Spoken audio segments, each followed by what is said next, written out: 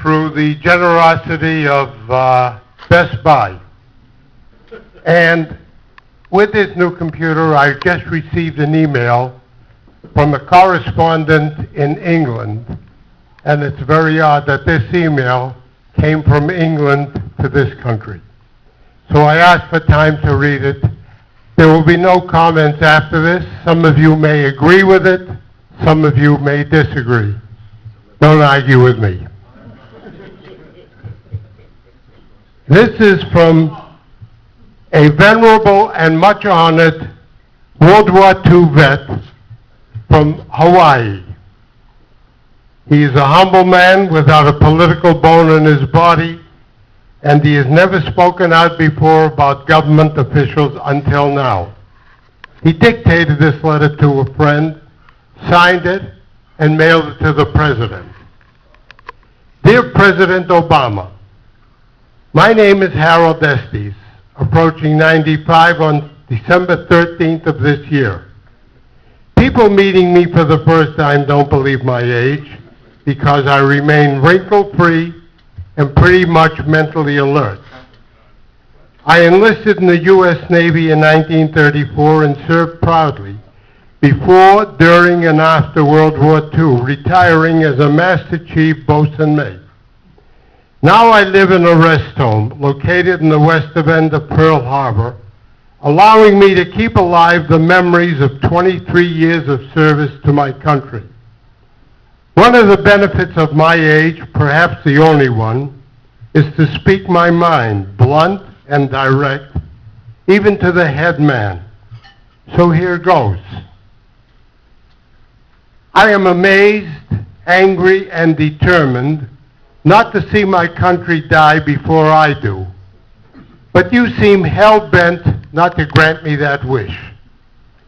I can't figure out what country you are the president of. You fly around the world telling our friends and enemies despicable lies like, we're no longer a Christian nation. America is arrogant. Your wife even announced to the world, America is mean-spirited. Please tell her to try preaching that nonsense to 23 generations of our war dead buried all over the globe, who died for no other reason than to free a whole lot of strangers from tyranny and hopelessness. I say shame on the both of you, but I don't think you like America, nor do I see an ounce of gratefulness in anything you do for the obvious gifts this country has given you. To be without shame or gratefulness is a dangerous thing for a man sitting in the White House. After 9/11, you said, America hasn't lived up to her ideals. Which ones do you mean?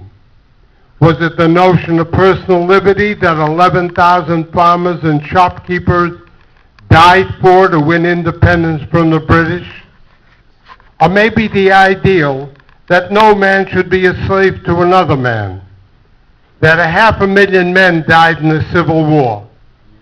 I hope you don't mean the ideal 470,000 fathers, brothers, husbands, and a lot of fellas I knew personally died for in World War II, because we felt strongly about not letting any nation push us around because we stand for freedom.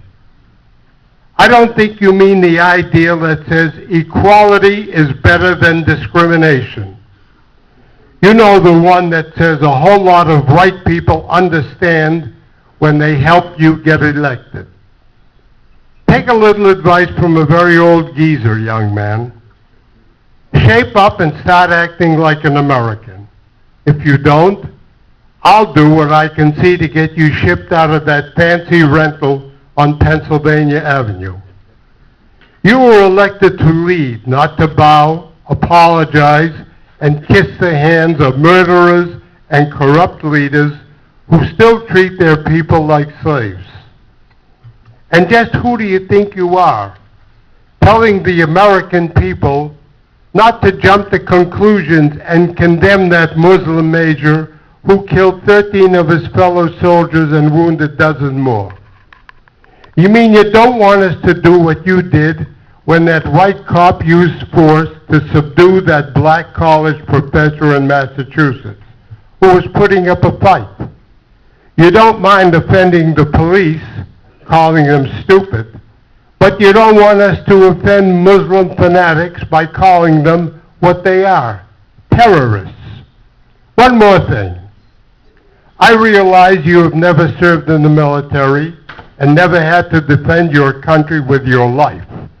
But you're the commander-in-chief now, son. Do your job.